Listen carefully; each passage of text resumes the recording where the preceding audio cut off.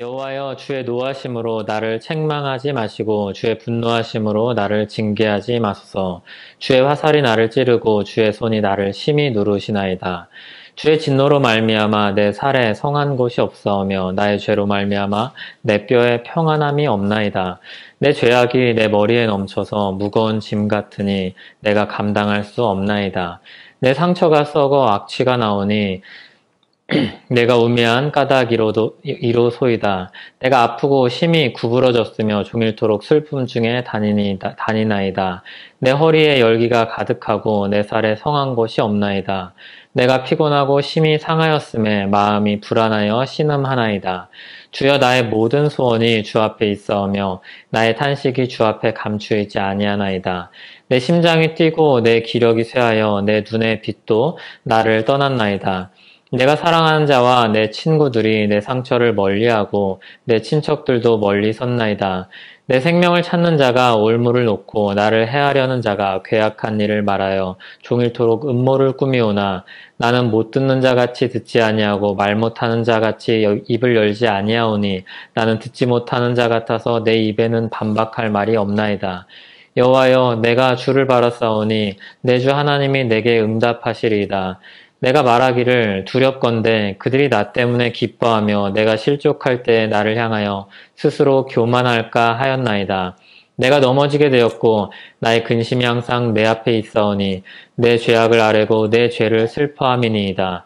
내 원수가 활발하며 강하고 부당하게 나를 미워하는 자가 많으며 또 악으로 선을 대신하는 자들이 내가 선을 따른다는 것 때문에 나를 대적하나이다.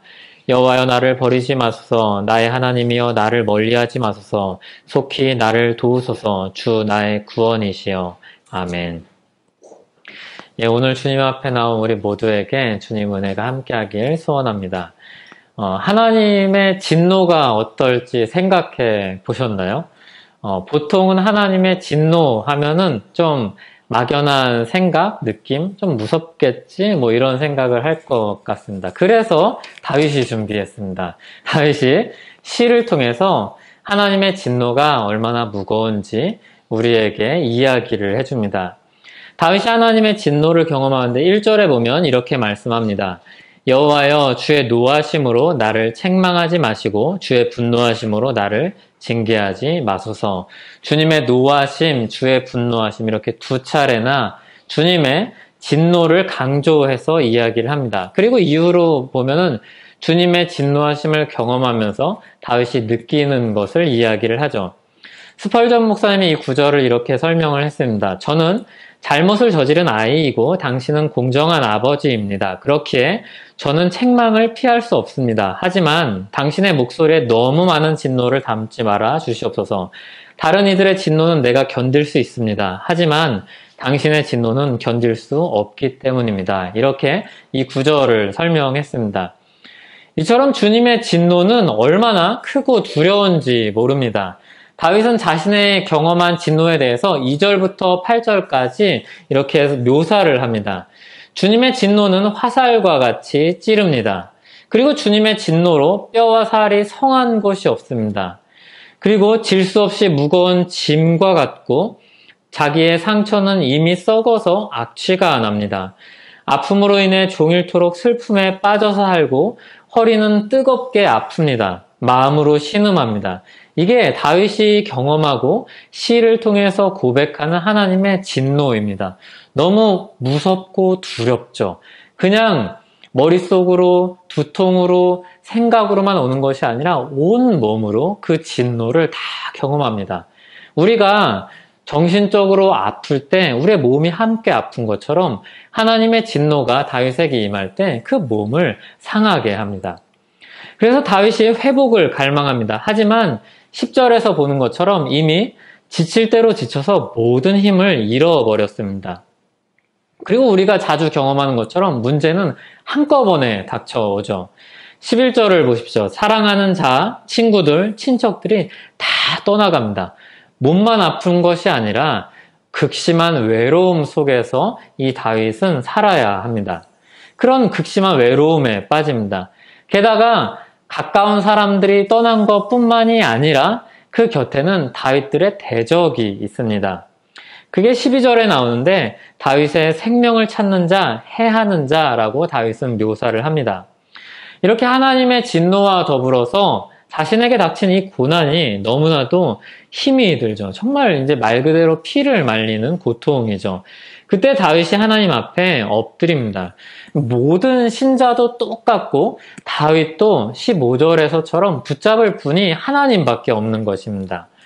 여호와여 내가 주를 바라사오니 내 주 하나님이 내게 응답하시리이다. 다윗의 기도는 16절부터 20절에서 계속해서 이어집니다. 원수가 기뻐하지 않게 해주십시오.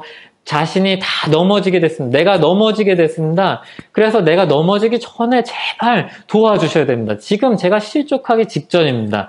거의 멸망 가까이 와 있습니다.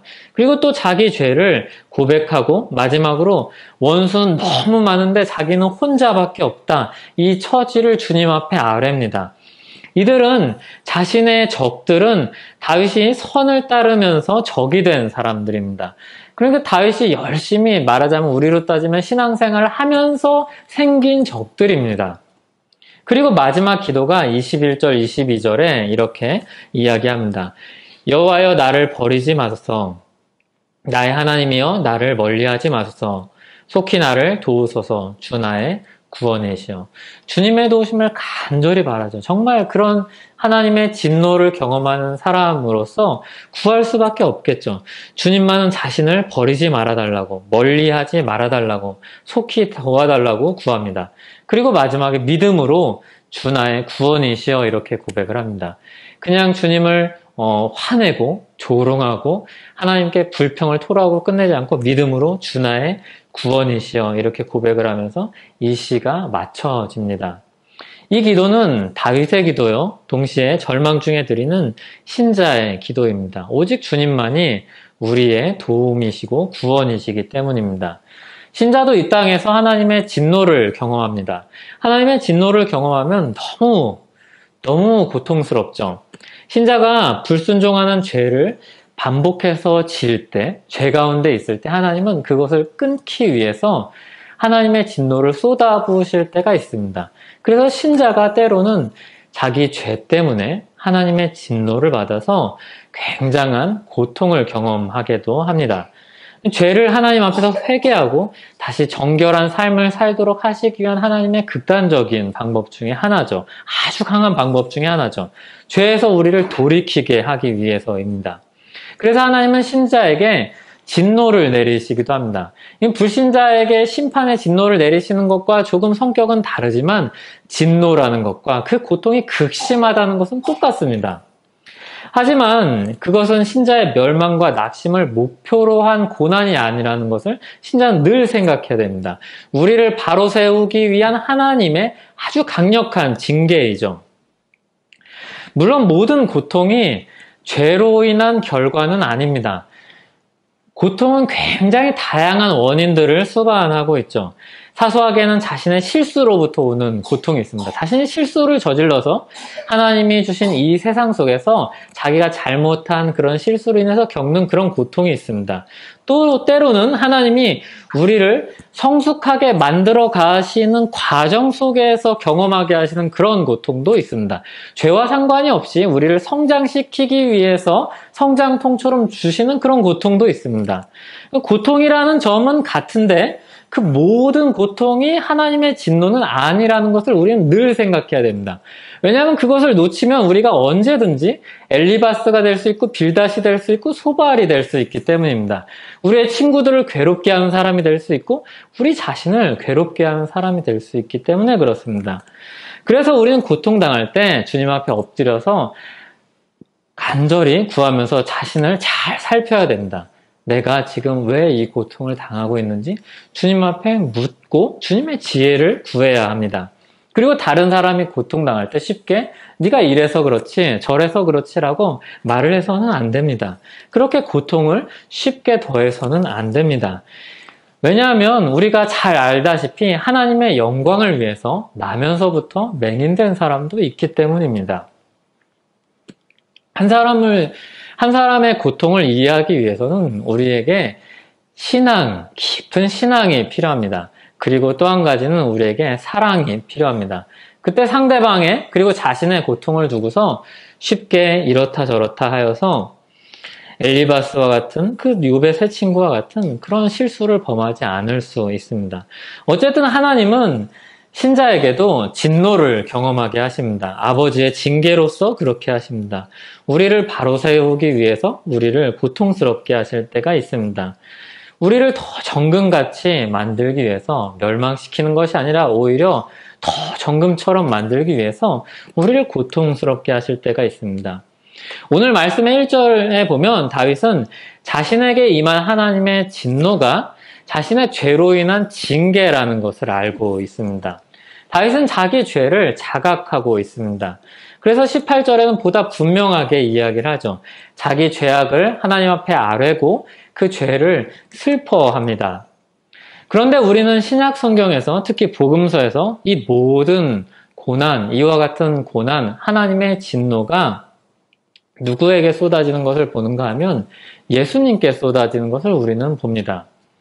그분의 십자가 길에 계속해서 쏟아지는 하나님의 진노를 발견합니다.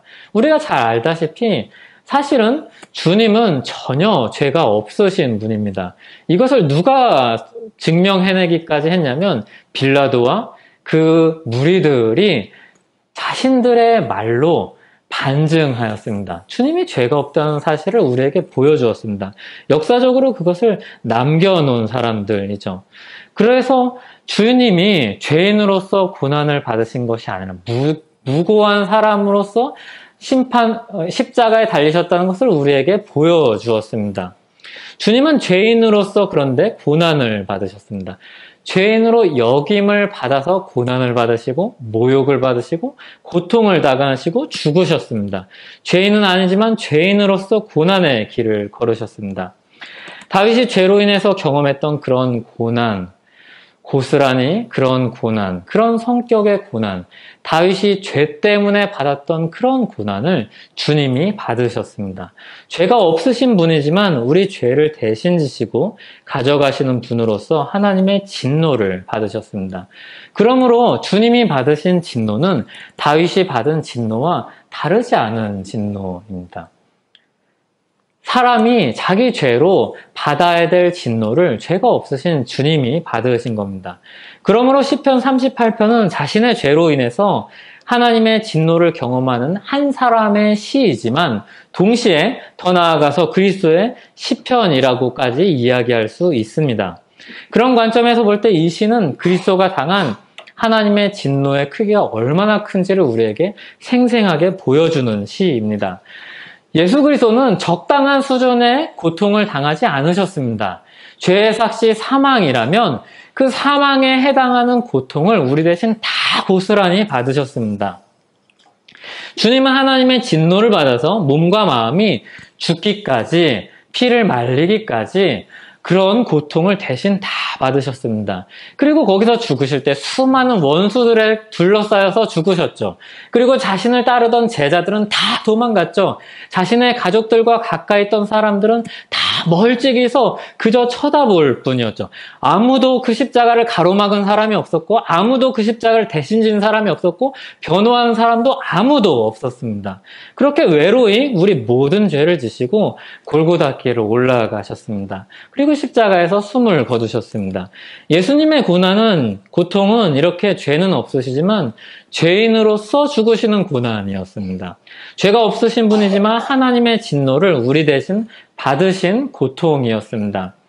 우리는 우리 모든 죄를 가지고 십자가에 오르신 예수님을 의지하여서 하나님 앞으로 나아갑니다. 하나님께서 그분의 십자가에 모든 진노를 다 쏟으셨기 때문에 우리가 그분의 십자가를 붙들고 나아갑니다. 우리 모든 죄는 예수 그리스도의 십자가에 다 못 박혔습니다. 그래서 우리가 너무나도 우리의 죄는 부끄럽고 감출 수 없고 너무나도 괴롭지만 주님의 십자가를 붙들고 우리는 하나님 앞에 담대히 나갑니다. 우리는 그 십자가를 근거로 죄사함의 은총을 입습니다. 오직 그 십자가를 통해서만 우리는 죄사함의 용서를 받습니다. 신자가 된 이후의 죄도 그리스도의 십자가를 근거로 용서를 받습니다. 어떤 사람은 착각을 합니다. 처음에 구원받을 때만 십자가가 필요한 줄로 알고 그 이후의 삶에서는 십자가를 던져버리고 잊어버립니다. 하지만 그 이후에 짓는 모든 죄도 십자가의 은혜가 아니고서는 주님 앞에 나아갈 수 없는 우리는 그런 존재입니다. 우리는 우리 죄를 용서할 만한 가치를 전혀 가지고 있지 않습니다. 그 근거로 십자가 외에는 내놓을 것이 아무것도 없습니다. 우리가 가지고 있는 어떤 선한 삶도, 우리의 어떤 공로도, 우리의 어떤 마음도 주님 앞에 내어놓을 것이 없습니다. 오직 주님께서 은혜로 주신 그 십자가 은혜 외에는 전혀 없습니다. 십자가만이 우리의 유일한 희망이죠. 십자가만이 우리가 하나님께 나아갈 수 있는 유일한 근거입니다. 십자가 아래에 있는 우리는 더 이상 하나님의 진노 아래에 있지 않습니다. 우리는 이 시편을 통해서 주님의 진노의 두려움과 무거움을 느낍니다. 그리고 느껴야 합니다. 하나님이 죄를 얼마나 미워하시는지 보아야 하고 알아야 합니다. 죄가 하나님과의 관계를 깨뜨리고 망가뜨린다는 사실을 깊게 새겨야 합니다. 다윗은 누구였는지 기억해야 합니다. 다윗은 하나님 마음에 합한 사람이라고 했습니다. 그렇게 경건하게 살려고 애를 쓴 사람이었습니다. 그러나 그런 그에게도 하나님이 그렇게 사랑하는 다윗에게도 죄가 있을 때 하나님과의 관계가 가로막히고 하나님과의 관계가 어그러지고 하나님 앞으로 나아갈 수 없게 되었습니다. 오히려 사랑받는 자에게 하나님이 그에게 진노를 보이시고 그를 징계하시고 그를 괴롭게 하셔서 다시 정결한 곳으로, 정결한 자리로 돌아오게, 그렇게 잠시 괴롭게 해서라도 주님께 돌이키게 하려는 그 주님의 사랑의 이 말씀을 우리는 기억해야 합니다. 동시에 우리가 이 모든 징계와 형벌이 예수 그리스도 안에서 종결되었음을 믿고 믿음으로 주께 죄를 고백해야 합니다. 그냥 그 죄 때문에 괴로워하는 데 머물러 있으면 그것은 기독교 신앙이 아닙니다. 주님 앞에 용서를 구하면서 십자가를 붙들고 용서를 구하면서 우리가 나아가야 합니다. 그게 기독교 신앙이죠. 죄를 철저하게 미워하되 이 죄를 씻기 위해서 예수 그리스도를 철저하게 붙드는 것입니다. 이것이 하나님이 바라시는 바요, 우리에게 주신 유일한 통로입니다. 예수 그리스도의 십자가를 앞세워서 우리는 하나님 앞으로 나아갑니다. 거기서 모든 죄의 허물을 다 벗고 주님과 화목한 관계를 회복합니다. 하나님의 진노로 인한 모든 두려움과 고통을 다 덜어버리죠. 완전히 씻어버립니다. 예수 그리스도의 십자가는 천국 입성을 위한 것뿐만이 아니라 우리 현실에서도 항상 필요한 것입니다. 본래 죄의 삭은 사망입니다. 그 사망에 이르는 진노를 우리 주님이 다 받으셔서 우리가 늘 죄를 질 때마다 또 죄를 질 때마다 또 주님의 십자가를 붙들고 또 주님 앞에 나오는 것입니다. 주님이 우리 진노를 다 받으셔서 받는 우리는 공짜이지만 대신 치른 주님은 있는 그대로 모든 인류의 죄를, 우리 이후에 짓는 모든 죄를 다 뒤집어 엎으셨습니다. 완전히 흠뻑 젖으셨죠. 그 참혹한 십자가의 은혜를 생각할수록 우리는 오늘 또 내 고집, 내 감정, 내 이성, 내 모든 것을 내려놓게 되는 거죠. 그 십자가를 볼 때만 이것들을 내려놓을 수 있습니다. 그 십자가를 보지 않고는 여전히 그것이 팔딱팔딱 살아가지고 우리 앞을 가로막을 것입니다. 성령 하나님이 신자에게 주시는 은혜가 있습니다. 많은 사람들이 별것 아닌 것처럼 간과하는 그런 은혜가 있습니다. 죄를 죄로 알게 하십니다. 그 죄가 예수 그리스도의 십자가에서 다 해결되었음을 믿게 하십니다. 십자가를 힘입어 계속해서 짓는 모든 죄를 가지고 주님 앞으로 나아가게 하시는 은혜를 주십니다. 이게 성령의 역사입니다. 신자에게 주시는 아주 너무나도 은혜로운 철저, 너무나도 은혜로운 성령 하나님의 역사죠. 많은 사람들이 이 성령 하나님의 역사를 간과하고 중요하게 생각하지 않고 가벼이 여기고 다른 성령의 역사를 자꾸 자기 눈에 보이는 것을 구하죠. 이게 얼마나 큰 은혜인지 모릅니다. 완전히 초밀착 개인 트레이너죠. 예. 트레이너는 아무리 PT를 해도 그 사람은 거기 트레이닝 하는데 가야지 그분이 저를 봐주죠. 근데 이분은 떠나지도 않습니다. 내주하시면서 계속해서 죄를 그냥 내버려 두시지 않습니다. 죄가 있으면 찔리게 하시고 양심으로 괴롭게 하시고 그리고 마음속에 하나님의 진노가 얼마나 무섭고 두려우고 괴로운지 우리에게 느끼게 하십니다. 성령 하나님이 깨닫게 하시고 느끼게 하실 때 죄가 문 앞에 엎드려 삼키려고 기다릴 때 주님의 십자가를 붙잡고 그것을 넘어가시기 바랍니다. 밟고 넘어가시기 바랍니다.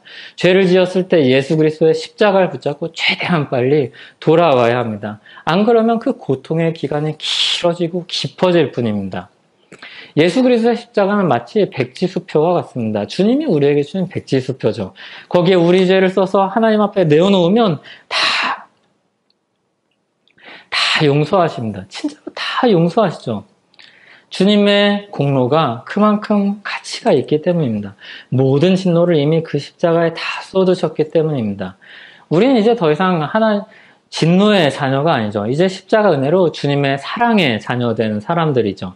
주님의 진노를 느끼고 경험할 때마다 성령께서 그것을 깨닫게 하실 때마다 그 두려움과 그 걱정과 그 괴로움을 주실 때마다 주님의 십자가를 붙드시기 바랍니다. 그 십자가가 우리를 모든 죄에서 모든 두려움에서 우리를 자유롭게 할 것입니다. 더불어 우리는 하나님 십자가에 쏟으신 이 진노를 보면서 이 고통을 보면서 더욱 거룩하게 살기에 힘쓸 것입니다. 그저 죄를 제거하는 데 만족할 수 없습니다. 주님도 그것을 원하시지 않으시고 그냥 그런 중간지대, 있지도 않은 중간지대에 우리를 남겨놓으시지 않습니다. 계속해서 찔러서라도 우리를 거룩한 자리로 우리를 계속해서 인도하실 것입니다. 그 과정이 너무나도 고통스러울 것입니다. 괴로울 것이고 주님의 진노를 아예 안 봤으면 좋겠고 못 느꼈으면 좋겠다는 생각이 들 것입니다. 하지만 주님은 우리를 거룩하게 부르셨고 우리를 괴롭게 해서라도 거룩한 그 영광스러운 자리로 우리를 인도하실 것입니다. 예수 그리스도의 십자가를 붙잡고 뚜벅뚜벅 주님께 또 나아가는 그런 복된 인생을 사는 저와 여러분이 되기를 간절히 바랍니다. 잠깐 기도하겠습니다. 주님, 우리가 주님 앞에 죄를 질 때 주님은 우리의 마음을 괴롭게 하십니다. 고통스럽게 하시고 우리 몸과 우리 영혼이 지쳐서 쓰러져서 거의 때로는 죽기 직전까지도 우리를 몰아가실 때가 있는 줄로 압니다. 아마 그것을 다윗이 경험하지 않았을까 싶습니다. 하지만 그 죄로 인한 모든 고통은 예수 그리스도가 다 받으셨고 우리가 그 공로를 붙들고 또 주님 앞에 뻔뻔히 또 하루하루 또 매 시간 나아가오니 주님 우리의 연약한 모습을 그 십자가 아래 감춰주시고 우리를 거룩한 자로 또 하루하루 살아갈 수 있도록 또 성숙한 길로 주님을 닮는 그 길로 갈 수 있도록 붙들어 주시옵소서. 예수님의 이름으로 기도하옵나이다.